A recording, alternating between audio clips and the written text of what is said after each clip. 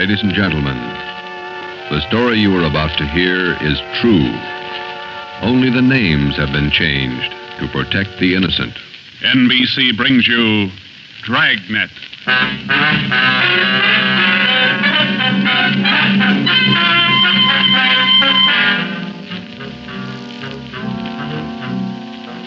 You're a detective sergeant.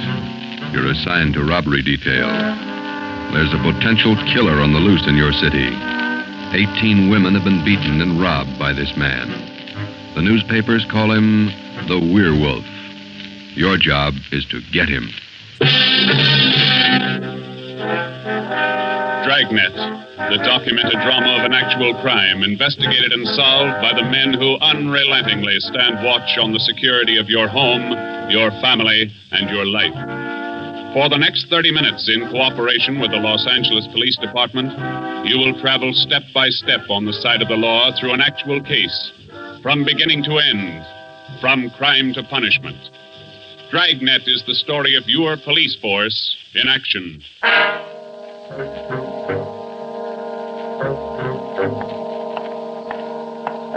It was Thursday morning, February 2nd. It was raining in Los Angeles. We were working the early morning watch out of robbery detail. Detectives in Los Angeles work in pairs. My partner's Ben Romero. He's a sergeant, and so am I. My name's Friday. The boss is Ed Backstrand, chief of detectives. I was on the way back from the teletype room, and it was 3 a.m. when I got to room 27A, robbery detail. Hi, Ben. What's up? Keep your coat on, Joe. Just had a hotshot call. Coming, Skipper? Right behind you. Let's go, Friday. Well, what was it, Ed? Another woman robbed, almost beaten to death. Well, how many does that make? About 18 in 6 weeks. Is that right, Skipper? Yeah, 18 too many. Come on down these stairs to the garage. Yeah. What about that suspect we had, Ed? You mean Martin? Yeah. Had to release him this morning. But I got a good tail on him, Henderson. Yeah. We got any report yet? Nothing definite to hold him for. Here's the garage. Let's hustle it. Right. Then if this isn't Martin's job, Skipper, and he's not the right man... Then we start all over again, and we work night and day till we find the right man. Here's the car. Let's go. Ben, you drive. Yeah, all right.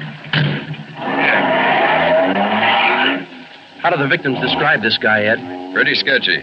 Supposed to be tall, dark, long black hair. Last woman said he had a face like an animal, something like a dog or a wolf. A wolf? Yeah. She said something like a werewolf. Something like a werewolf. Well, he almost had to be that, judging from the way he operated. He was either an animal or a raving maniac. One thing we were sure of, he was smart and he was dangerous. For almost 2 months, he'd prowled the streets in a stolen car in the early morning, usually between 3 and 5 a.m. And the victims were always lone women, most of them waitresses, coming to work or going home. He dragged them into the car, robbed them, beat them until they were unconscious, and then throw the body out into the street. That's just what we found when we pulled up to the curb near the corner of 8th and Grand. One cruiser car was already there, and so was the ambulance. About a dozen people were standing around looking at the crumpled figure of a woman sprawled out on the sidewalk. 2 officers were talking to the only witness, a thin, sallow-faced newsboy. His story didn't give us much to go on. Like I was telling these cops, or these officers, sir, I was walking up 8th Street on my way home as usual when I see this blue Chevy sedan pull up down the block there a little way and dump out the dame's body. Well, actually, I don't know what to think. You get a look at the license plate? Well, no, I didn't. Tell you the truth, I could hardly keep from... Well, I was just plain scared. What did you do after you saw him throw the body out, son? Well, I just stood there for a minute, and the fellow in the car drove right on past me. Did you get a look at him? I sure did. How close were you when he drove past? Well, no, it couldn't have been more than, 8 or 10 feet away. I was right over there by the street light near the curb. Would you know this man if you saw him again? I don't know about his height or his build or his weight, but, mister, his face I'll never forget. Why do you say that? It was just like the paper says about him. Right here on the front page. Here, read it. See? Woman says the attacker looked like werewolf. That's all the newsboy could tell us. The suspect drove a blue sedan. He had a face like a werewolf. We covered the neighborhood for clues, and we questioned a dozen people, but we got nowhere. We took the witness's name and address, and Then we drove down a couple of blocks to an all-night gas station. 14-hour off to Metropolitan. I'm going in here and call the office and see if Henderson's called in on Martin. We might still have a suspect. Right, Skipper. 13-hour off to Metropolitan. Looks as mad as a wet hornet, doesn't it, Joe? Yeah. Did you get a good look at that woman's face when they moved her in the ambulance? Yeah. Sure does like to mess him up. Oh, I don't know how we're going to get him, Ben, but we better do it fast. Next time, it'll probably be murder. Oh, here comes the skipper, Joe. Uh-oh. Doesn't look good. What is it, Ed? Just talked to Henderson. He tailed Martin to a bar in Long Beach. He hasn't been out of his sight for 2 minutes since yesterday. Martin's clear. And we're right back where we started. Yeah, with one more half-dead woman in the hospital. Well, how about that stolen car, Skipper? Wait a minute. Victim of Get that 211 radio and up. attack. Okay. Code 3. Ambulance dispatched. Code? Attention, all units. On Grand Avenue between Venice and Washington.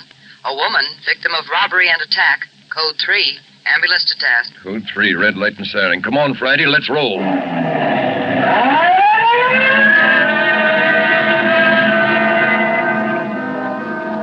We couldn't be sure, but it sounded like another one. 6 minutes later, we were there. Same story. Werewolf.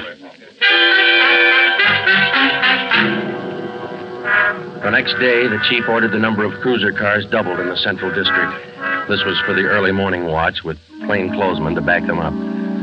Then the newspapers played it big, and in 2 days, the story was on the front page of every paper in town. Maybe that should have made the werewolf lay low, but it didn't. Because at 4 o'clock that morning, while Ben and I were patrolling with the other cars, he got his 20th victim. Attention, all units. Whittier between Soto and Matthews. A woman, victim of 211, an attack. Code 3. Ambulance dispatched. Here's a report on that blue sedan he used the other night, Joe. Found it out on Anaheim Telegraph Road. Any luck with it? Not one fingerprint we can use. Anything else? Nothing. Well, how about the auto theft detail? Same old story, Joe. He steals a car, uses it once, and then drops it. Never leaves a thing behind. Well, that's great. We're sure moving fast. How about that big guy you picked out of the lineup this morning? Oh, I checked his alibi. It's perfect. Now we haven't got even half a clue. Yeah. Well, come on, let's check with Ed. He's instructing the policewomen on a plan for tonight. All right. Now you've heard the report. You understand how the suspect operates and what you're to do. I think so. Remember, all of you forget you were ever policewomen. Change the way you walk, the way you carry yourselves. That's the part you're playing, all right? Okay. And be careful and don't take any chances. All right, Freddie. Okay, Ed. Now, just to make sure you look the part, we're spotting each one of you at different restaurants and coffee shops throughout the Central District. And from 7 o'clock tonight until daylight tomorrow, each one of you is going to be a waitress. You got that? Yeah. Okay, Ben, you want to give them their assignments? Okay, Joe. Well, here's the way it lines up. Marge Kissel at the Top Hat Cafe. That's on 9th Street between Alpharetta and Westlake. Okay. And Katie Welch, Joe's Coffee House, Brooklyn, Soto. Right. Pat Fielding at the All-Night Steakhouse on Figueroa Street between Florence No, and... the trick of using decoys to lure criminals into a trap wasn't exactly new, but, well, it was just one of the old tricks that we figured might land the werewolf behind bars. At 7 that night, Ben and I made the rounds and found each of the policewomen on her job as a waitress. Well, the overall plan was simple. The girls were to leave the different restaurants between 3 and 5 a.m. that morning and pretend they were walking home. We mapped different courses for each one of them to throw out as much bait as possible and yet not to make it look suspicious.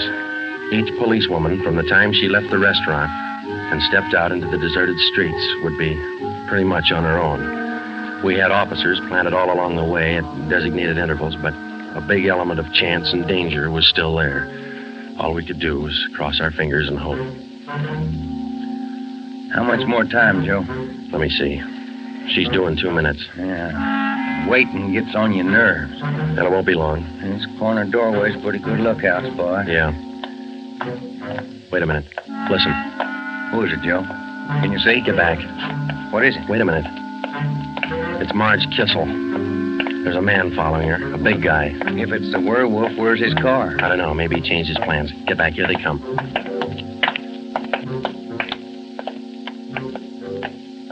You get a look at him, Joe? Oh, pretty good. Not too suspicious. Might be coincidence. Well, I got a pretty good lead. Come on, let's go. Stay back in the shadows.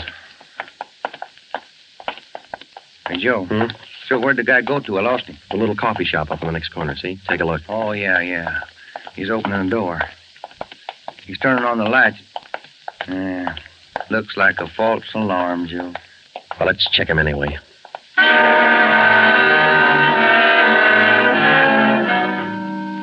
Well, I didn't think we'd be that lucky on the first try, and we weren't. We asked the man a few questions, and it didn't take him long to show us he wasn't our man. He owned the coffee shop. So Ben and I went back and took up our posts again and waited for the next decoy. We covered that 10-block course 6 times that morning, back and forth, following the bait, but it was almost as if the guy could sense a trap. Not once did we get a nibble. By the time our last decoy finished the route, it was almost daylight. Joe, I never was so glad to see that sun come up in my whole life. My feet feel like they're puffing right up out of my shoes. Yeah, me too. Come on, let's get over to the car and check on the other squad out in Boyle Heights. Huh? Mm-hmm. Oh. Hit the radio, will you, Ben? Yeah. Joe, there must be some easier job on the force than this. Yeah, you and me both. Now, let's see what happened to the others, huh? 80K to Unit 104K. Come in. 104K to Unit 80K. Go ahead. 104K, this is Friday. You do any good out there? This is Miller. I'll call Curtis. Stand by. 80K to 104K, Roger. What do you think, Joe? Maybe a bite? I don't know. Oh, this guy seems to work like a mind reader. Well, he can't win all of them. 104K to Unit 80K. This is Curtis. Go ahead. This is Friday, Al. How'd you do out there? Any luck? Just checked in the last gal, Joe. Katie Welch, not a sign.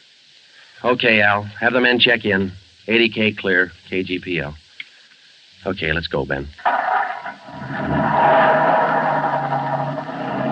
When we finally got back to the office that morning, both Ben and I were ready for some sleep, but it didn't look like we were going to get it. We just about finished going through the overnight reports for some kind of a lead when the phone rang. Robbery Friday. Hi, Joe. This is Wilkerson, auto theft. Hi, Wilkie. You got something for us? Not much, Joe, but it might work into something. Just got a report in on a pair of stolen license plates. Oh? Yeah. I'm not much of a hawkshaw, but I figure there's just a chance it might be your werewolf boy. How come? I don't know. Maybe just a hunch. After 13 years in this business, you get to know thieves pretty well. Sometimes you got to even think like them. Okay, Wilkie, thanks. We'll check by in a couple of minutes. Right, Joe.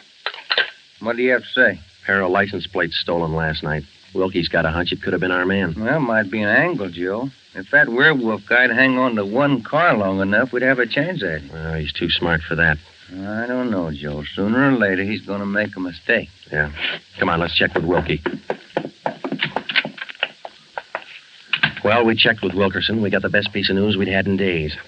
On the average, 95% of stolen cars are recovered or located within 24 hours. In the remaining 5%, Wilkerson, by a simple process of elimination, narrowed down the number of cars the suspect might be driving. Wilkie figured 6 cars. There they are. Now, bet you if you picked up your man tonight, he'd be in one of these cars. Let me see, huh? 2-door black sedan, yellow convertible, another sedan, green, blue coupe, black coupe, and a gray convertible. Well, that's good work, Wilkie. At least we got something to look for now. Yeah, you're right, Joe. Wilkie, you got the numbers of those stolen plates you're talking about? Yeah, right here, Ben. They're already on the hot sheet. Good. Keep us posted, huh? As usual, Ben. See you later, Wilkie. That's a good break, Ben. Something to keep us busy tonight. Tonight? What do you mean? We're setting another trap. Same thing as last night. Same policewomen, same everything. Well, only this time, let's hope he steps into it. You know, Joe, this werewolf character's getting me mad.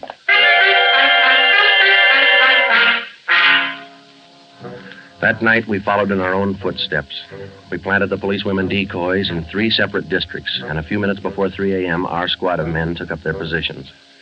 The same policewomen went to their waitress jobs in the same restaurants, and Ben and I and the rest of the men stood in darkened doorways or empty filling stations or whatever cover we could find.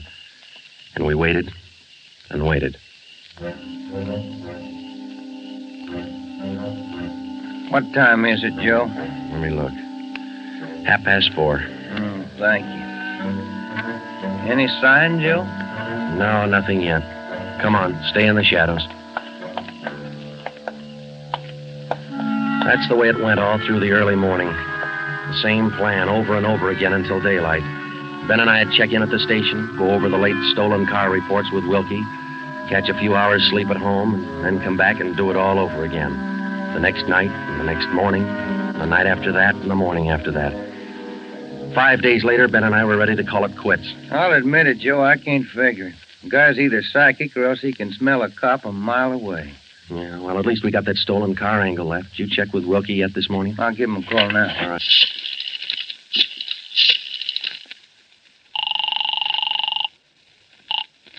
Auto theft, Wilkerson. This is Ben, Wilkie. You got anything for us this morning? Yeah, just going to call you. You fellas ought to let me solve your cases for you. Why? What'd you get? The boys picked up 3 of those 6 stolen cars since late yesterday. Great. Now, what does that leave us with? Oh, here are the 3 still missing. Yeah. 4 X-ray 763. Yeah. 5-6 Young 342. Uh-huh. 6-1 Robert 385. Yeah. Got those? Yeah, thank you, Wilkie. Check you later. Good news? Remember those 6 missing cars? Yeah. Wilkie says the boys found 3 of them since late yesterday. Here's what's still out. The blue coupe, the yellow convertible, and the gray convertible. Yeah. Well, this feels like the right track for a change, Ben. Righty. Romero, got a minute? Sure thing, Skipper. Come on, Joe. What do you got, Ed? Woman out in Hollywood just called in with this. She said she walked down to the corner from her house last night to mail the letter. On the way back, a guy pulled up in the car and tried to drag her inside. Any description? Big, heavy-set, dark, same thing. Well, how'd you get away from him, Skipper? She said she started running as soon as he made a motion toward her. When he saw her run up the steps of her house, he jumped back in the car and took off. Well, how come she didn't call in before this? She hasn't got a phone. She's afraid to leave the house again until this morning. Sounds good, Chief. You got her address there? Here you are. Mrs. Tom Burdick, 1237 Wilcox, apartment 10. Come on, Ben. This might be what we're looking for.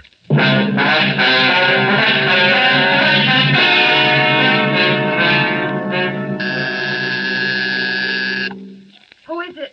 Who's there? Sergeant Friday, ma'am. Police. Oh, just a moment.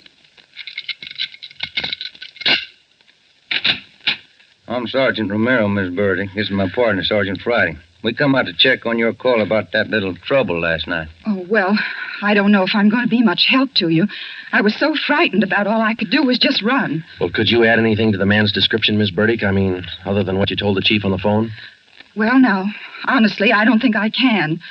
All I saw was this tall, dark man jumping out of his car and starting for me. He had a heavy build and seemed to me, well, a large head with lots of long black hair. Miss Burdick, would you recognize this man if you ever saw him again? Well, I think I might. He was such an unusually big man, almost frightened me to death. Well, just one more question, Miss Burdick. Could you describe the car this man was driving when he approached you? His car? Mm-hmm. Why, yes. It was a gray convertible. Miss Burdick, are you sure of that? Yes, I'm sure of it. A gray convertible. Thank you, Miss Burdick. That's all we wanted to know. Sometimes when you're on a case, you can chase yourself around in circles for weeks trying to fit together just 2 little pieces of a yard-long jigsaw puzzle. And a lot of the time, you find the answer where you least expect it. But once you get that feeling you're after the right man in the right way, there's nothing that can shake you. When Ben and I got back to headquarters, we went straight to the chief's office with the story, and we had him stake out the gray convertible. In other words, if any detective or officer spotted the car, he reported it back to us, but he stayed away from it. We figured that there probably weren't more than 2 of the victims who could take the witness stand and identify the man who robbed and beat them. Not with a smart defense lawyer, anyway. So there was only one way to catch this suspect. Red-handed. Here they are, Joe. Both sets of license numbers for that gray convertible. Here the original, and here the numbers on the stolen plate. Good. Everybody got a hot sheet? From the chief all the way down to the janitor. Fine. Now let's get together with Ed, huh? Hot shot, Joe. Grab it. I got it. On the corner of California and Oakwood, a woman badly beaten. On the corner of California and Oakwood, a woman badly... Come on, Ben, another one. But, Joe, it's broad daylight. Yeah, doesn't figure, does it? Come on.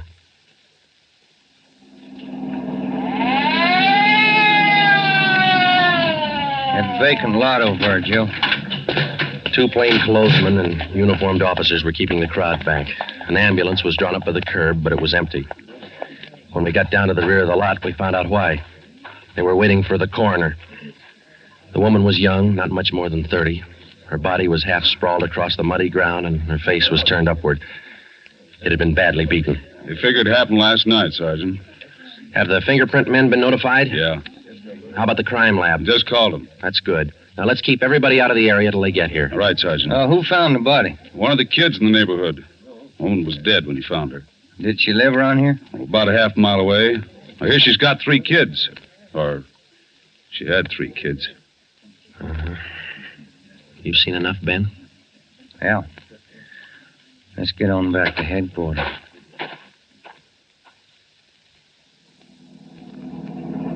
All the way back to headquarters, Ben and I planned our next move. And by the time we got to Ed Backstrand's office, we knew exactly what had to be done. When we told him about the werewolf murder, he didn't say a thing for a minute. He just stared across the room at the calendar on the wall. Then he brought his hand down hard against the desk. Friday, Romero, I'm only going to say this once, so get it straight. That guy's pulled his last job in this city. He's through robbing and beating women, and he's through with murder.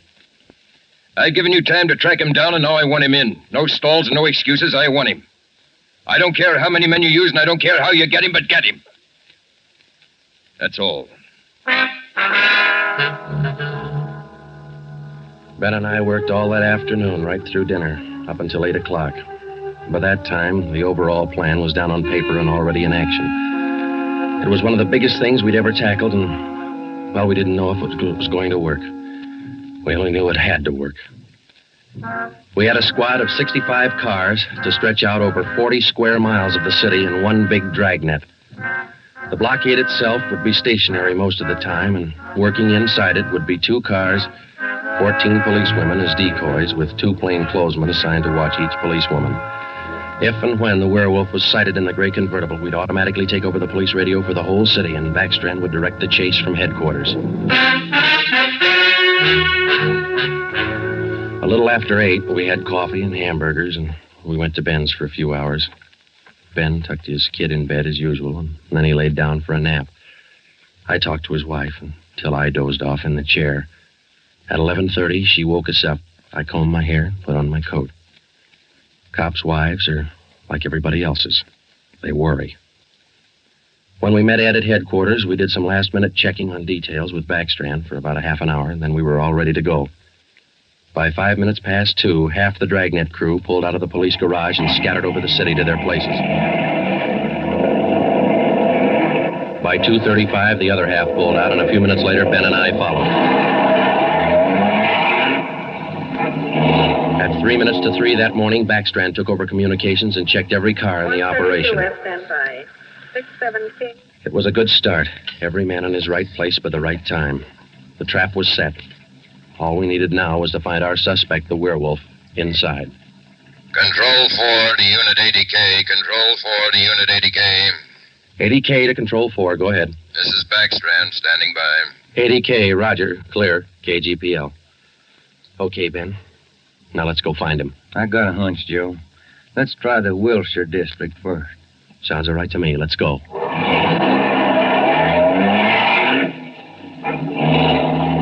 For the first hour and a half, we raked the Wilshire district back and forth. Not a sign. Then about 38 minutes past 4, we headed back for the downtown area and parked in an alley where we could double-check on one of our policewomen decoys. Here comes one of the gals now, Joe. Pat Field. Bet her feet are almost as tarred as mine. Yeah. You see anything else, Ben? Nothing. Quiet as a church. No, wait a minute. Car just turned the corner. Heading up in the same direction she is. Joe. Joe, it's slowing down. Wait a minute. It's pulling up beside her. It's a gray convertible. It's him, Joe. Come on. Ben, get out. He sees us. He's got a gun. You all right, Ben? Yeah, look at that guy take off. 80K to Control 4. 80K to Control 4. Control 4 to Unit 80K. Go ahead. We've spotted the suspect. He's driving a gray Ford convertible, license 61 Robert 385. Suspect's headed east on Olympic from Alameda, driving without lights. Suspect is armed. He had a fast car and he knew how to drive it. We almost lost him twice. 2 minutes after we sighted him, Backstrand took over full radio control. Control 4 to Unit 80K. Your location? 80K to Control 4. We're traveling at a high rate of speed, headed east on Olympic, crossing Soto Street. Control 4 to all units. Stand by. Units 11A, 12, and 13R close in on the intersections at Olympic and Lorena. Units 41, 42, 45, and 104K move in on the next 4 crossings east of that. To the north and south, units 105K, 14A, 17R, 43T. Block all main arteries.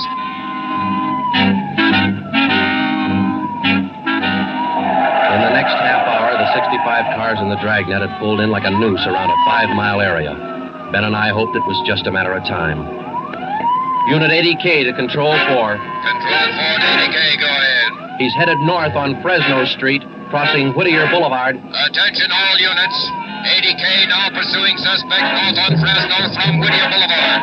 Units 15, 105K, 11R, and 18A block off the intersection on Fresno and 4. Hey, Ben, up there ahead. What's he trying to do now? Look, he's turning around. Yeah, and he's coming right for us. Watch it, Joe. Look out!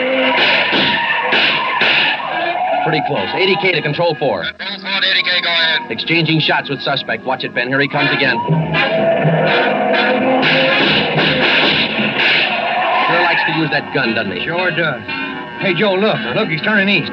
He's running for Hollenbeck Park. Yeah, 80K to Control 4. Control 4, go ahead. Suspect just drove up over curb and into Hollenbeck Park. Control 4 to all units. Control 4 to all units. Converge on Hollenbeck Park. Suspect is in the park. He's armed. Use caution. Code 3.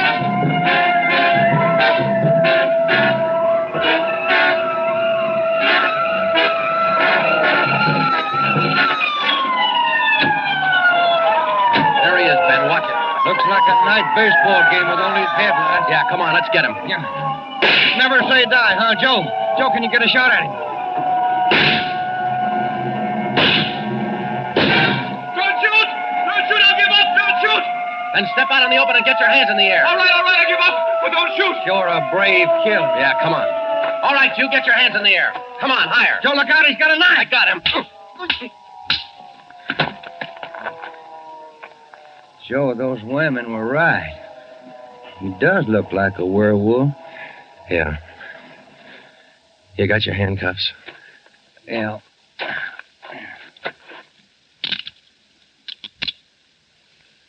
Okay. Got a cigarette? I've been out for an hour. Little place across the street. Maybe we can get some there. Okay. There's the crew from the 41R. Hey, fellas, take him into robbery, will you? Okay, Friday. I think there's a vending machine in there. Uh-huh.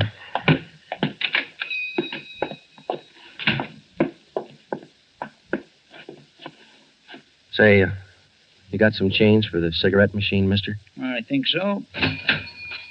Say, who was that guy all them cops were after over in the park a little while ago? I picked up the werewolf. Been reading the papers? Yeah. You fellas cops? Yeah. Sure made it easy for you, didn't he? All you cops had to do was surround the little fella in the park. Nothing to it, huh? Yeah, that's right, mister. Nothing to it.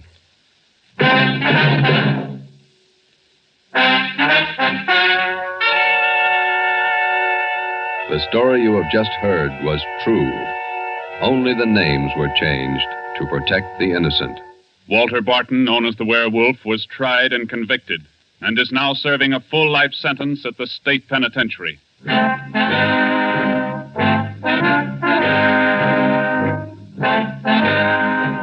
This has been Dragnet, the third in a new series of authentic cases from official files. Technical advice for Dragnet comes from the office of C.B. Horrell, Chief of Police, Los Angeles Police Department. Tonight's program is dedicated to Sergeant Mario Victor Dairo of the Los Angeles Police Department, who, on the morning of January 1st, 1943, gave his life so that yours might be more secure.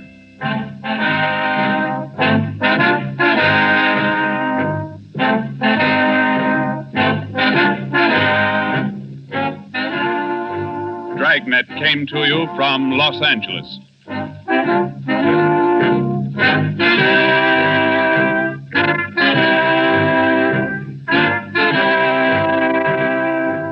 This is NBC, the national broadcasting company.